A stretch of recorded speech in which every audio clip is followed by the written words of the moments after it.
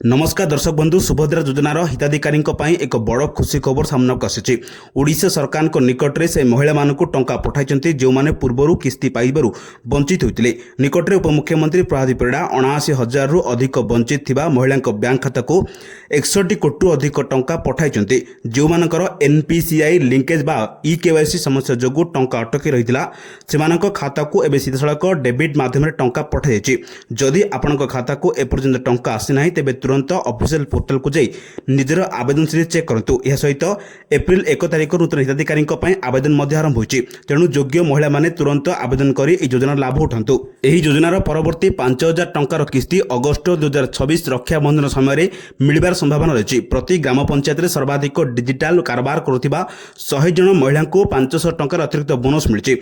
वीडियोटी भल लगी like share करंतु और सब्सक्राइब करंतु। परवर्ती अपडेट पाई आम सह जोड़ी रुहंतु। ब्यूरो रिपोर्ट सावधान ओडिशा।